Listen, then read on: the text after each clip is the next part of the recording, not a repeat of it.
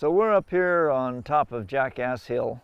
It has great Zinfandel and Muscat Alexandria. Those are the two varietals that grow on this hill. They were planted around the 1880s, and so they're over 120 years old roughly. Jackass Hill got its name because of my father. He farmed this, and as you can see, you could attest to this, how steep it is. His wife, my mother passed away, so his second wife, she called him a jackass for farming the hill. Not that he used jackasses to farm it with, because he used horses in the past. He was a jackass for farming it. Jackass Hill is special to me in many ways. One, it was planted by my grandfather. They took the trees off of this hill, and that was not done with bulldozers. It was done with plows and hand picks, so that was difficult. He planted it. My dad farmed it for 75 years, and so I'm farming it now, and this is a real tradition, and we just love the fruit that comes off of this, and we love the wine that comes off this hill. The vines do good up here on this hill. They get their roots down into this bedrock. It's a shattered bedrock. It's got a lot of nutrients, and it's giving them everything they need. They don't get any moisture up here on this hill, so the roots have to go down deep into the soil, and it's a St. George rootstock. So that's what makes this so special. It's just well balanced. They're content. They've been content here for 100+ years. Jackass Hill is the steepest farmed vineyard in the county, probably in the state, and probably in the United States, because we crossed this, and it's not terraced. Jackass Hill Vineyard is unique, being planted on a 60% slope.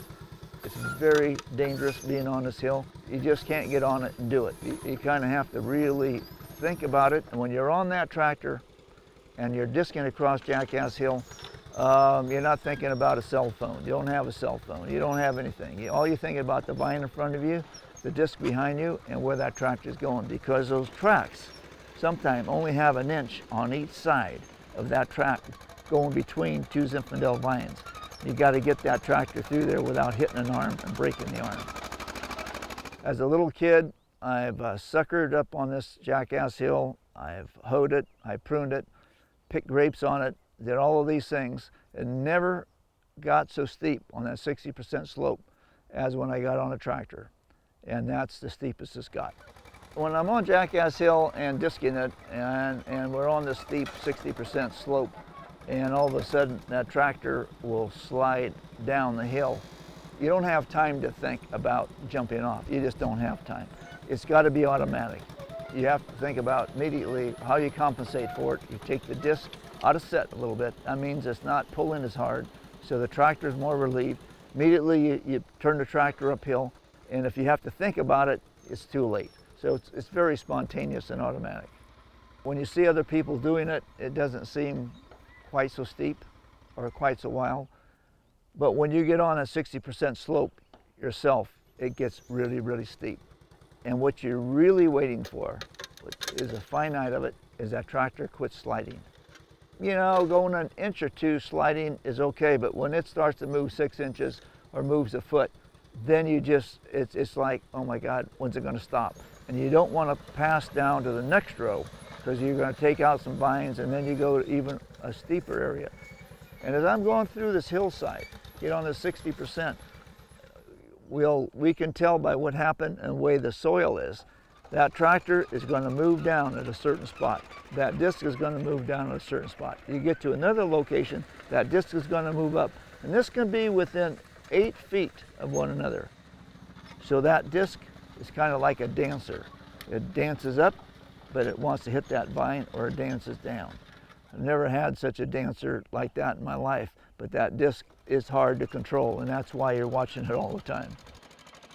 So it's nerve-wracking, and I'll have to say, when I start, beginning of spring disking, I'm nervous, and you think you'd get used to it. But every year, it seemed like I'm a little more nervous, and I'm thinking, why in the hell am I on Jackass Hill? And nobody has been willing to ride the tractor with me, and the offer is always open. As long as I can do it, and I got a good tractor, I'll probably keep farming it. I just think these grapes are special. It's a special hill, and it's a tradition I don't want to give up. This vineyard on this hill with this soil gives us the finest, delicate, flavorful type of wine Zinfandel we have. It's kind of like you could take a glass of this Zinfandel off of Jackass Hill, and it's a meal in itself. I mean, it's a meal before a meal, it's good with a meal, and it's good after a meal. And the fact is, when I get through farming Jackass Hill, that night I'll go home and open a bottle of Jackass Hill and say, yes, it was worth it. That's why I farmed it.